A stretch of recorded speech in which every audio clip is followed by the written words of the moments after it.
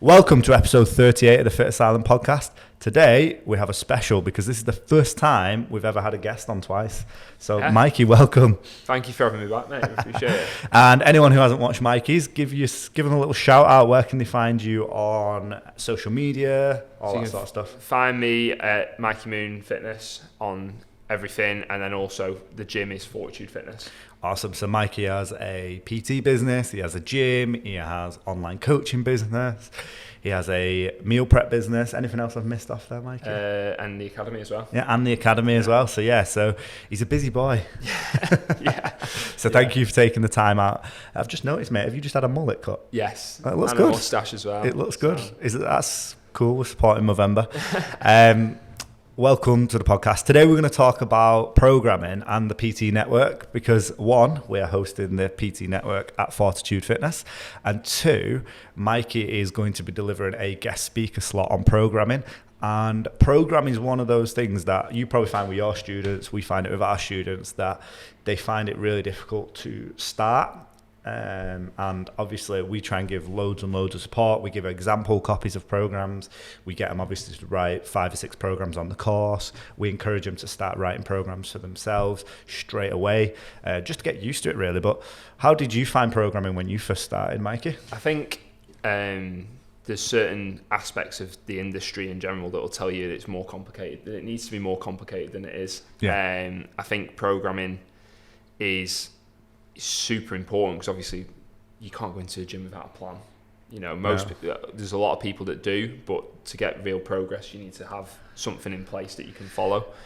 But making sure that it's apt for the client, all that sort of stuff, can be quite difficult and it can be quite daunting. And I think social media especially can add a lot of exercises and workouts into things that just don't need to be there. Yeah, 100%. And I suppose going back to what you said there, that it's one of the hardest things in the industry, and also like probably people don't understand it. I would say I see quite a lot of PTs produce poor programming, but I also think, like you said, a lot of people go in without a program, and even the ones that do have a program, they're probably not the best in the world. So it's definitely an area that we could improve on.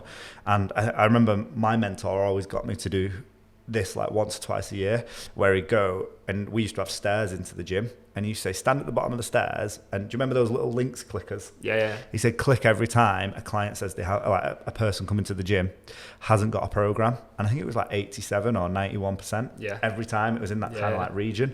And just before this podcast this morning, I remember Googling seeing if there was any stats on it, and apparently it's like even higher now, which I thought was pretty mad because there's quite a lot of cheap, affordable programming, but I guess there's more people using the gym now. I think it's one of those things. I think people go into the gym, and from my experience, they want to get themselves in a certain shape before they then jump on a program or get a personal trainer. And it's almost like, I don't know, it's crazy. I'm going to learn how to swim before I have swimming lessons. Yeah, 100%. Do you know that? And it's I mad. think if they took the time to then go, and maybe it would just be to speak to a PT, to research online a program that they could follow, they'd end up in making more progress and being further along than they are now. Because sometimes we see at the gym sometimes where people come in and they'll do the same thing, but it's all the things that they like to do, and then they'll sort of leave, and they haven't really got a plan of what they're doing. And it's not their fault, because obviously we're fitness professionals, so we know 100%. What we're doing, aren't we?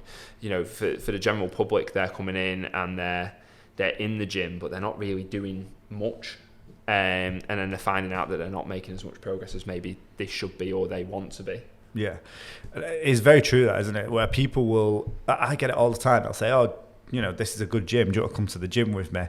And they'll go, "Oh, I'm going to get a little bit fitter before I go to the gym." Yeah. And I'm like, sure, that's the whole point of going to the gym. Yeah, but I think that comes from maybe like the thought of the old school thinking of where when you walk into a gym, it's an intimidating place where everyone knows what they're doing, and the second you walk in, you're going to be judged. And that's not the case in most gyms that I've been in now. And obviously I own one as well, but most gyms that I've been in, it's never the case. Everyone's so busy with their own stuff.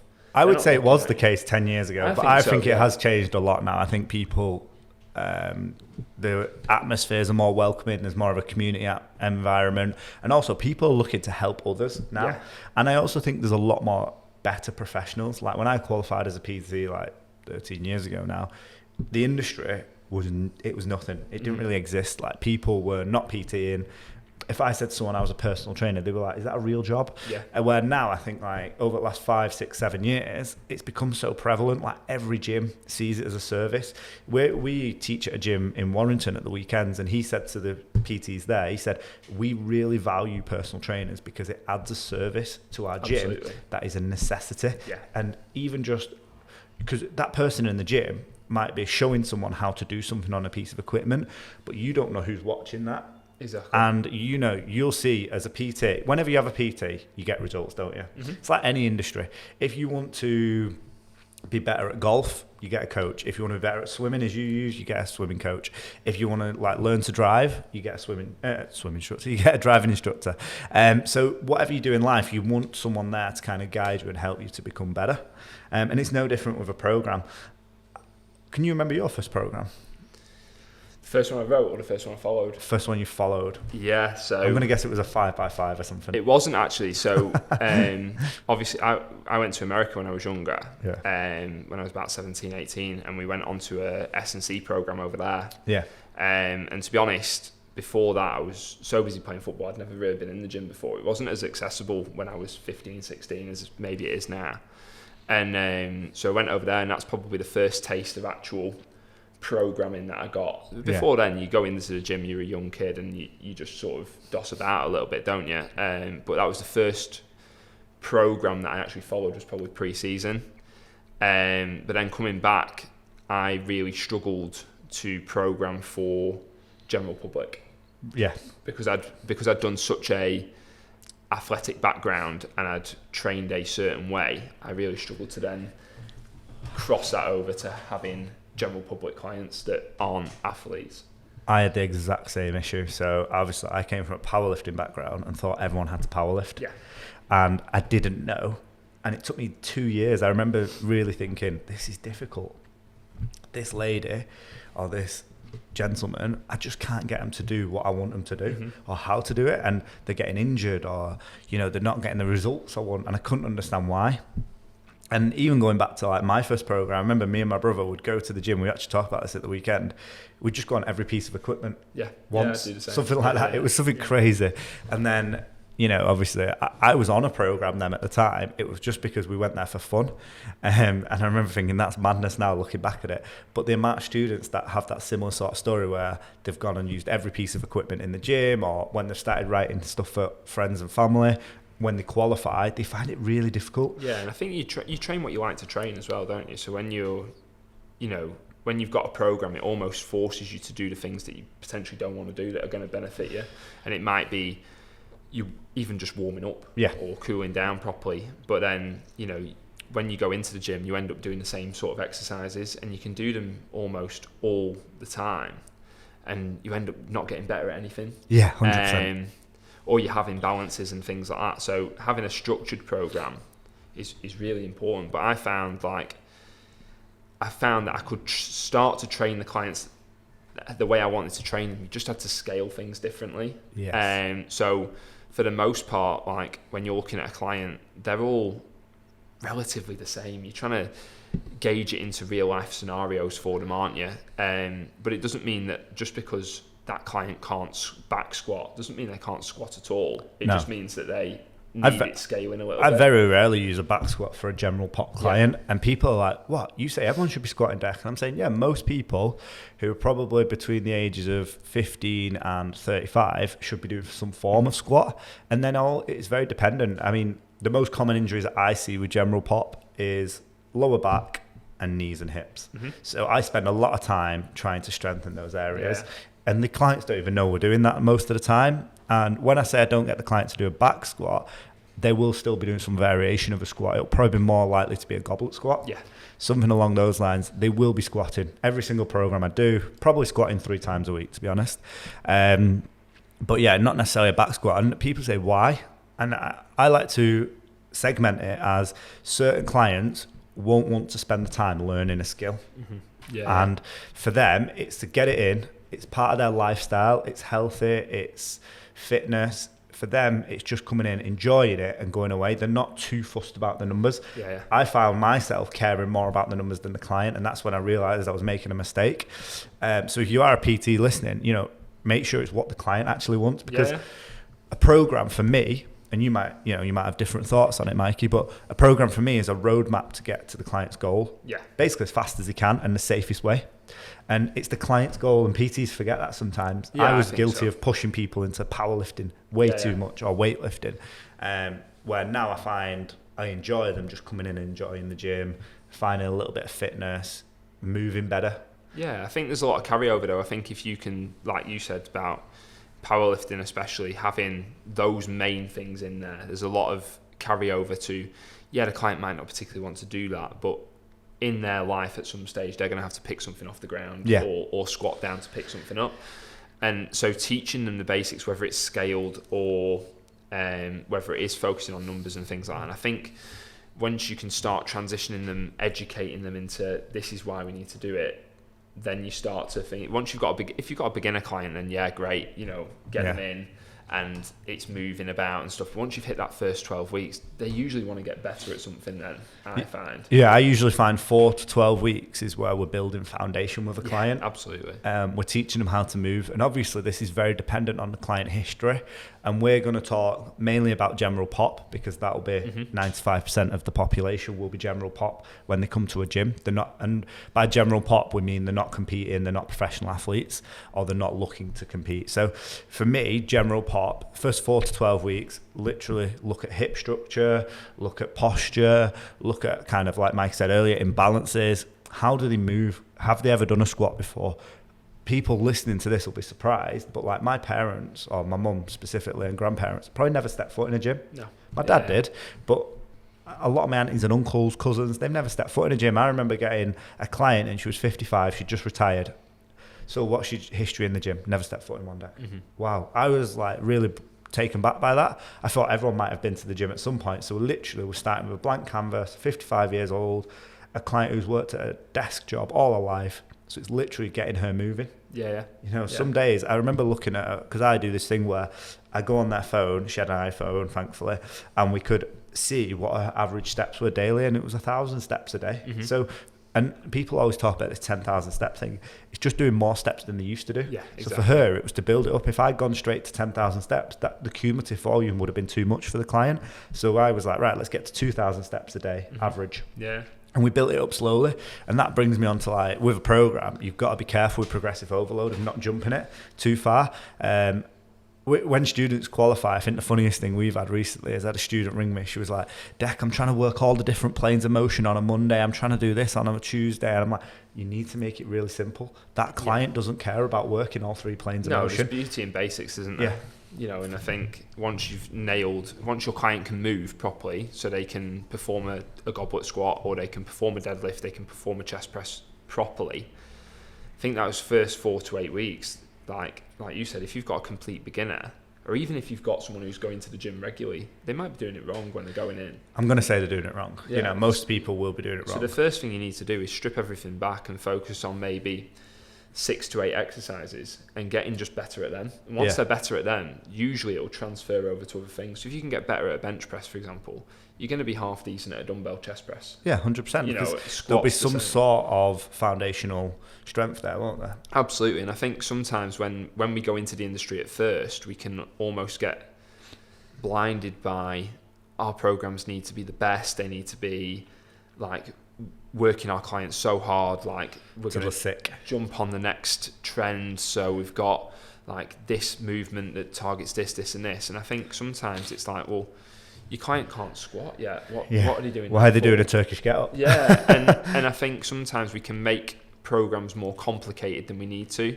Whereas if we just said, right, for 8 weeks, we're going to focus on 8 different exercises. Yeah, and get good at them. And we're going to get really good at them. Yeah. Watch your clients' results then, because they will be unbelievable. Couldn't agree more. So give me some of your biggest bugbearers in the gym with programming. With programming in general, I think not necessarily, I don't really have them with members or with things, or with general people that go in the gym, because it's not their fault. They're not designed to know that. No. That's like me and you stepping into their industry. Yeah, 100%. We wouldn't know either. No. So I think with Instagram, with social media, there's a lot of posts about this is how it should be done. Whereas, like we said then, if you can focus on just the basics, I think people that change their program, they change it too much, change 100%. It too often. So I think. Let's think PTs then. What would you see that, say, a PT does, or a program that you've seen that like annoys you? I think if it's not scaled. So for me, like, I have no problem with taking a client from A to B as fast as we can. So for me, especially, the sooner that they can do bigger movements, the better. Yeah. But if your clients, if it's the first time you're taking a client into the gym and you've not screened them properly, and the first thing you're doing is loading them up on a back squat, then we're in the wrong place, aren't we? We're doing the wrong things. Yeah, you're more likely to injure the client. Yeah, and it's not there's loads of things that you can do to scale it the other way. So there's bench squats, there's TRX squats, supported squats, there's goblet squats, there's feet elevated goblet squats. Then we can start to move into more complicated things. And I think, depending on where your client is, setting them up with a program that is just your program isn't going to work. No. And I agree with that. Like, setting a client up with a program that isn't theirs is really, really poor. And I used to see this a lot when I first came in the industry. Every client would get the same program off that one PT. You knew that when a client was working out in the gym, whether it be on their own or with the PT, that's the same program as the client that was in before. And they are going to be similar, aren't they? Because there's only so many exercises. Let's say effective exercises that you can do. But you've got to take into account the training age, the movement screening, the things that they can do, the things that they like to do as well. Like you said before, 100%. Like, got to enjoy if it. you've got a client that's coming in saying, mate, I cannot stand deadlifts. Yeah. Why are we doing them? Then let's find something else for them to do. So whether it's a kettlebell deadlift or a Romanian deadlift or something, they can't stand barbell deadlifts, so they don't need to do barbell deadlifts. For general pop, I would actually advise we don't do deadlifts. I always say go to something like a hex bar deadlift or an RDL, because ultimately a deadlift's too high risk. I think conventional I think deadlift. if you're loading it up to a point where they are struggling, I think I would agree with you. Yeah, if their form's going because you're loading it to a point, I think, like you said, safe and effective. Trap bar's perfect. RDLs are great. Yeah. And also kettlebell deadlifts. 100%. Yeah, exactly. We're looking to stimulate a certain movement, and that's the idea, to make it safe for them long term, because the bigger picture is them being healthier. And the moment I realized this is when I had a client who came into me and he kept telling me he wanted to lose weight, and we were losing weight, but then he was still disappointed with his results. And I said, what is it that you actually want, David? And David was like, I want to be able to play with my grandkids on the floor. Yeah. And I was like, wow, that's so important. That's so, like, I never even thought of that as a goal, because I was like 20 years old, and I remember thinking, wow, that's amazing. So then we did a lot more stuff. He was 6'7", so he's quite big for him, quite old, an older gentleman, one of my favorite clients, and just doing stuff, getting up and down off the floor was the key. Yeah. And that, that's so important. And you referred to some exercises there as bigger movements or more important movements. Am I right in thinking you're talking about compound lifts because they're more effective and efficient? I think so. So I think, like, if you're starting off with a complete beginner, or if you're getting a client in that's maybe lost their way a little bit, I think just generally the basics of picking something off of the ground, squatting down in some capacity, a vertical push, a horizontal push, loaded carry, something they're moving with, whether that be shopping, bringing in some furniture, a lunge, a rotational movement, and then your 2 planes of pull as well. I think you'll be okay. 100%. So they're the 7 fundamentals that most people work off. These are coined by people like Louis Simmons, Joe DeFranco. It's all about just moving. And you work all the planes of motion in there. And if you're using something like a compound lift, you're often working multiple joints, multiple muscles. And whenever the human body works, it's very limited to isolation. It's not often it uses isolation movements. It's often with multiple compound lifts, such as like using different joints, different muscle patterns. But going on to my bugbearers, I would say one of the things that really annoys me is, like, a coach recently was like programming like 30-40 minutes of warm-up for the client, and she was like, well, I've done the screening deck, and they've got a poor knee and they're really struggling for mobility with the squatting. And I was like, but 40 minutes of a warm-up, you're going to be spending ages to get the results. This is a person who has been coming to the gym for many years. They've got a little bit of valgus knee, I understand that you want to prime the abductors and adductors and get the hip going a little bit more, but it doesn't need to be 40 minutes. I think that's where, like, as a PT now that I'm a bit further along in my career now, there's things that I've learned that's homework. Yeah. So yeah, there's your exercises, there's your mobility stuff. That's your homework. Yeah. We're not going to do that in the session. No, it's a waste of time. I'm going to show you a general warm-up that you can do before we start. Yeah. I'll come and get you when it's time. Do you know that? And then we'll go in and we'll train. Because if you're going to pay me my sessions are 45 minutes long. If you're going to pay me for 45 minutes, you do not want me to spend 20 minutes warming you up. You know, you want to be ready to go. I say this to my students. I say your PT sessions should be 50 minutes because you're a human. You're going to need to go to the toilet and eat, get a coffee, get some water, whatever. That 10 minutes, you need that 10 minutes kind of refresh, get ready for the next client. And also, they might have questions as well. Exactly. For the first 4 weeks, I get them to teach their clients how to warm up properly and use a very, very basic piece of cardio equipment. I always advocate a bike and a treadmill for clients when they first start out because it's low skill. I never say to our students, get the client on the rower straight away because you've got to teach them certain skills and that's a very skill dependent exercise. And it's actually something that we use Active IQ that they've actually put in their manuals and stuff like that, which is really good for them to use and do. So that's usually how I would advocate it is first 4 weeks, teach your client how to warm up and cool down. And then the next 4 weeks, they come in on their own and do the warm-up and the cool-down themselves. So that 50 minutes you can spend doing more technical work, whether it be teaching them the skills that you want to teach them, the heavy compound lifts, the stuff that requires you to be there, rather than you don't need to start. Another bugbear is where a PT stood next to a client for 10 minutes while they're on the treadmill walking. You're adding no value to the client's life there. Unless you're going to have a general catch-up. So sometimes if you've got 5 minutes before a session and they're warming up and you go over and you just, how was your day and stuff like that. Because clients need to be made to feel important as well. So they don't want to be, what I found is and for you guys starting in the industry, they're human beings at the same time. They want to be asked how their day was. They 100%. Want to have a little bit of a moan. And I think sometimes that 5 minutes on the treadmill with you can also give them time to get rid of their day almost, especially if they come straight from work. And they're like, right, I'm ready now.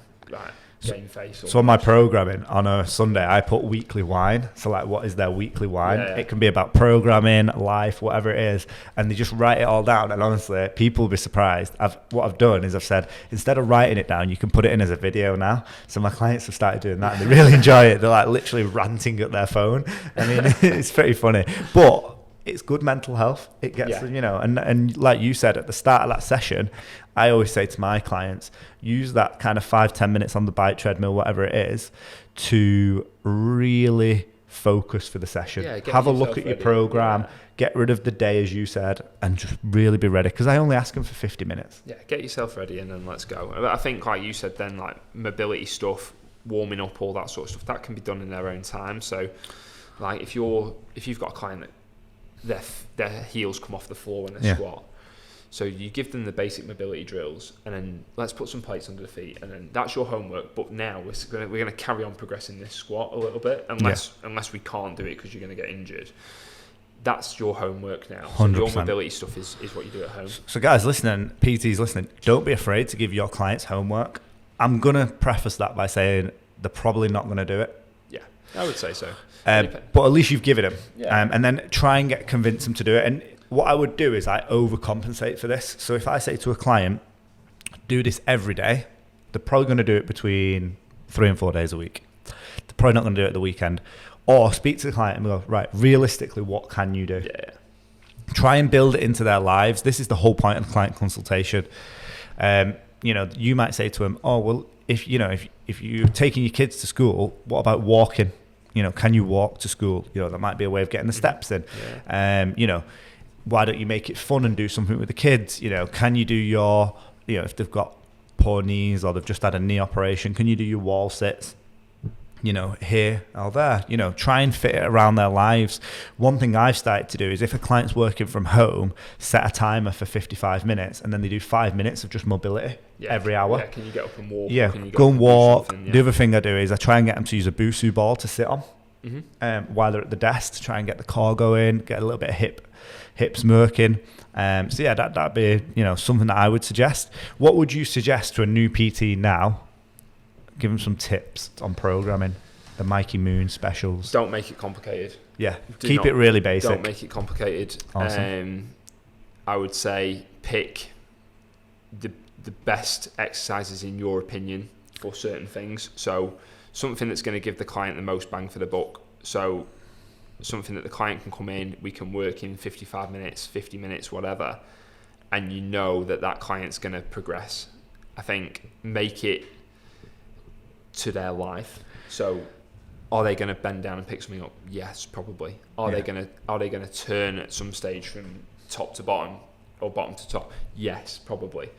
So what you need to do is put in movements such as like rotational movements, wood chops. You could even do lunges with a shoulder press, all that sort of stuff, to make sure that these clients are prepped for life as well. Yeah. But also at the same time, like you said, it depends on the client's life. If you're seeing them once a week, don't do push-pull legs if that's the only time they're coming in. Do you know? So if they're only coming in once a week to the gym, don't plan their sessions accordingly. So if it was me, I train full body anyway, but like that would be my first thing. If you're training once a week, full body. Guys, if they're training once a week, unfortunately, they're going to have to do more than that. Be really realistic with them.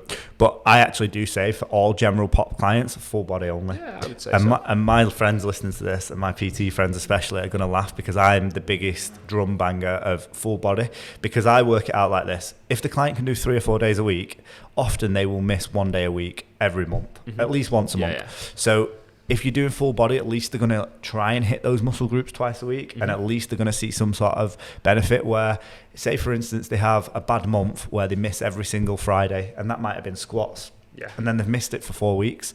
There's going to be a huge drop off there, and it's going to be a huge issue and a big hole in the program. So that would be my suggestion. Full body for general pop clients. Yeah, and I think for new PTs, don't be afraid to be boring. Yeah. Like, really don't be afraid to be boring. Your clients do not need their program changing every week. They do not need to have like Instagram, TikTok exercises in their programs. Don't be afraid to be that person that, I'm squatting again today. Yes, you are. Yeah. Because you're getting better at it. My mentor explained it to me like this. He said, Dec, if you had an investment that was working really well for 4-8 weeks, why would you take it out? So if you've got a program that's yielding really good results, i.e. investment, why would you change it? Don't change it. My clients say to me sometimes, Dec, my accessories are the same on this 4-week block as they are on the next. Did they work on the last one? Yeah, brilliant. Let's do it again. Exactly. That doesn't mean to say like you can't change some things up. You can do hammer slight curls variations, 100%. Hammer curls instead of incline curls, or you can do a dumbbell chest fly rather than a pec deck. But for the most part, if you've got like exercises that are working, and they're your big exercises, just keep them in. Change the rep ranges, no problem, but keep them in so the clients can continue to practice that movement. Yeah, 100%. The better they get that. If you squatted... Skill development takes 10,000 hours. Exactly. So if you're squatting and you're doing it every single month, you're going to have a better squat, which means you're going to have better leg build up. You're going to have more application to real life. Your lower back's probably going to feel better. Your mobility's going to be better, like all that sort of stuff. So 100%. Don't change their program to say you're going to squat and we're going to build your squat up. Oh, I've not squatted for 6 weeks though, because we did leg press last week and we did Bulgarian split squats the week before. And don't keep changing it, because they're going to forget exercises and they're going to forget how to do the skill. But guys, we could talk about programming all day, but that is literally all we have time for. So if you are enjoying this podcast, please get in the comments below with all your questions, because we'll definitely have Mikey back on. And if you are looking to improve your programming, get down to the PT Network at Fortitude on the 13th of December. Mikey will be doing a full half an hour with a little bit of a Q&A on programming. Fantastic gym, great coffee, great meals. We're going to have a great day on the 13th of December, so get yourselves booked in. Tickets are completely free.